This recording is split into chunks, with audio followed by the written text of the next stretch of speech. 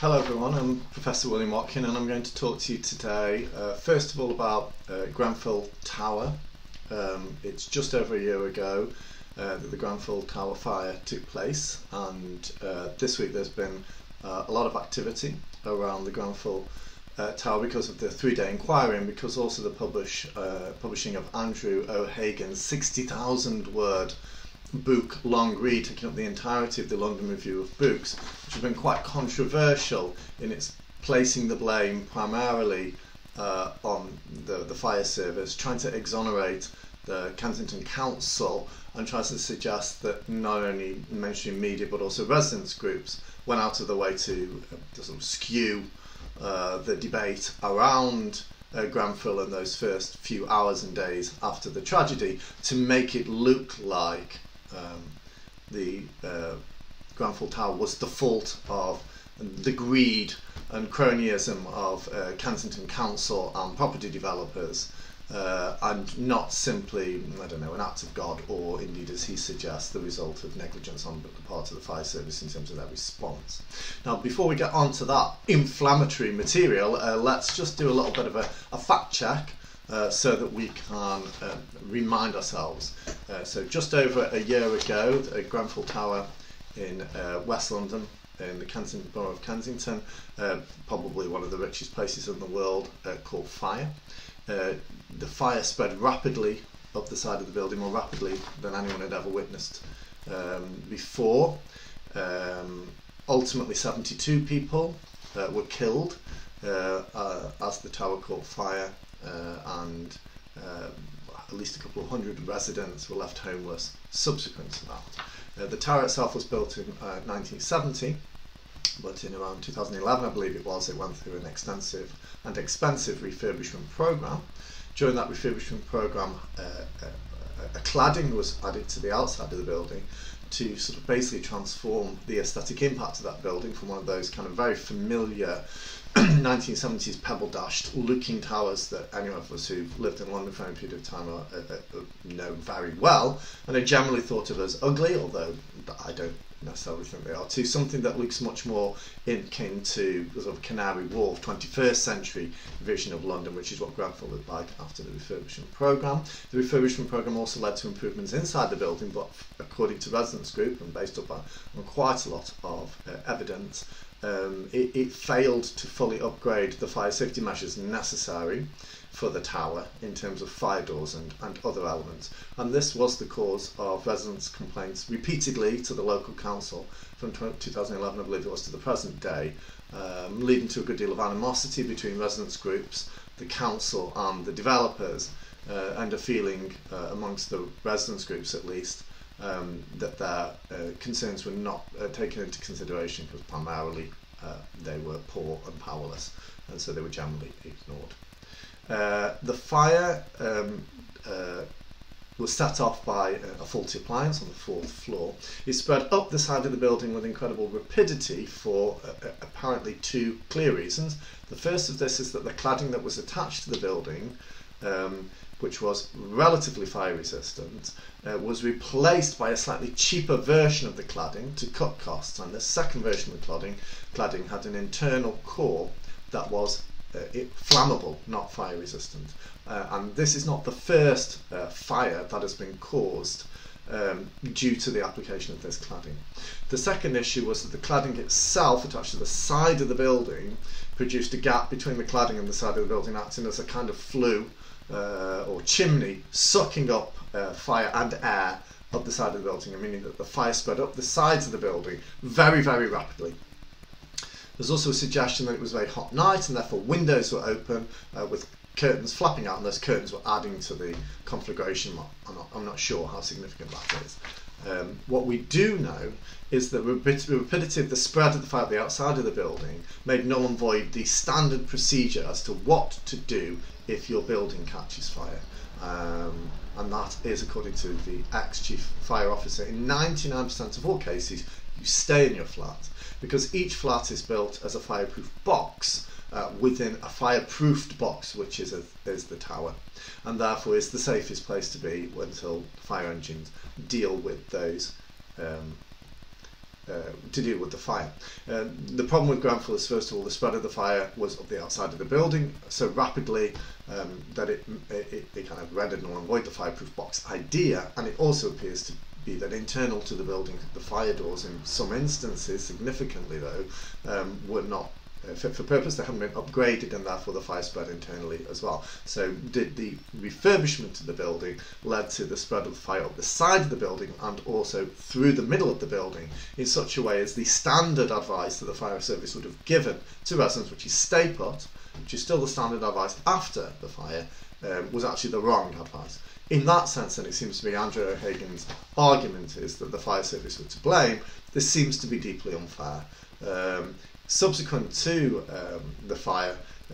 advice in buildings with this cladding has changed, and residents are now advised to flee the building, but still advice across all other buildings, tower blocks in the country, is to stay put in your flat. Immediately after the fire, the anger of residents groups, and I think their eloquence, and I think also the fact that the tower itself touched the lives of most Londoners, because I think most Londoners know of people who live in towers like that. Because it has to be said that in many ways it isn't a tragedy of the poor, it's the tragedy of normal people who, because of the incredibly expensive property prices and the difficulty living in London, are rendered impoverished simply by their desire to live inside the capital. Means that I think most people, and I'd be one of those, have friends or family or someone who've lived in a tower like that, and therefore I think that the tragedy touched most Londoners.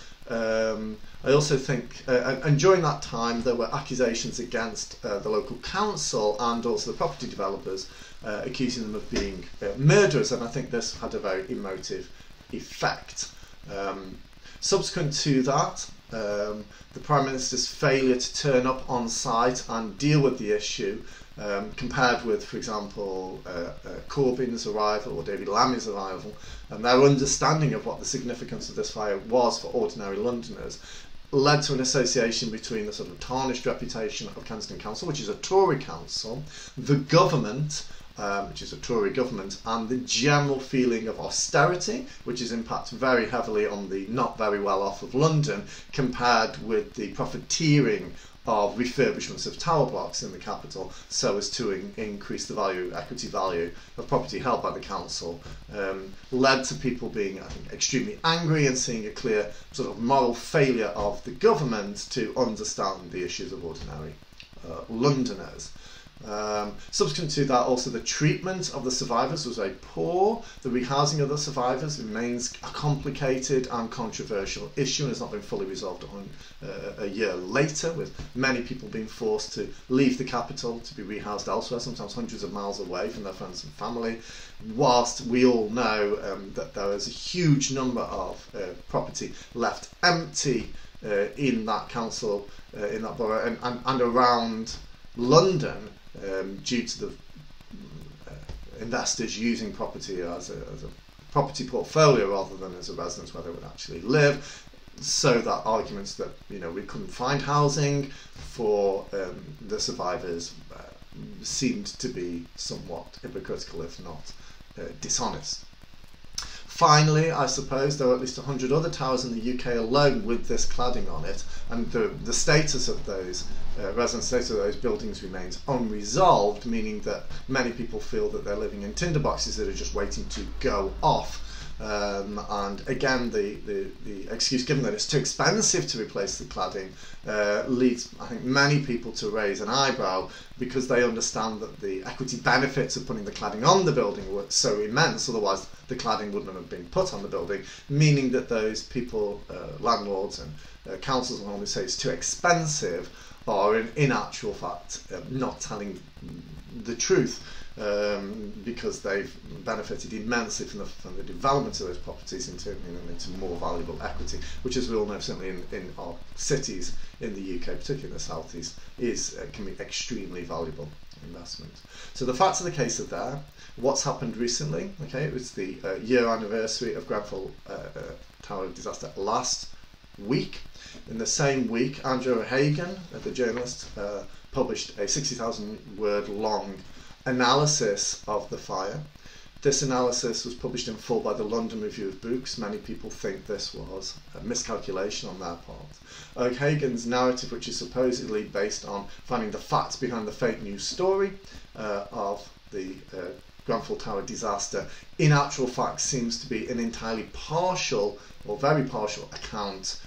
of the analysis of what happened that night, to try and exonerate the local council and the local councillors, who are people that he seems to have met and liked. It seems to want to place blame on the fire service for their behaviour, even though the fire service were effectively following standard advice as to what to do when a fire breaks out in a tower block. And it seems to suggest that the residents groups themselves had an active campaign to skew the news agenda, which the left-wing liberal press were only too happy to take up, and effectively tell lies, I think this is the word he actually uses, to make the story more of a story, so that it's not just a natural sort of act of God, but an accident, but in actual fact symptomatic or symbolic of political issues in this country at the moment, which are very significant and very emotive, and his suggestion therefore that residents groups and the media were not in actual fact presenting the Grenfell fire disaster in a fair and unbiased way, but were actually sort of guilty of fake news by trying to make political points against Kensington councillors, and all of this pivots around the accusation against the councillors and the property developers on the night and subsequent days that they were, quote, murderers. And he thinks it's this statement by a few people actually, but was widely broadcast on the media, of murderers, that has transformed Grenfell Fire from being just a tragic accident to being a political issue. And it's the idea of murderers and whether or not Grenfell Tower can be taken as murder that is the basis of the piece I've written about it, called The Grenfell Tower Murders. And in the second half of this vlog I will explain why I think the word murderers is useful, and why I think it is relevant, although not in the ways that journalists like O'Hagan might first think.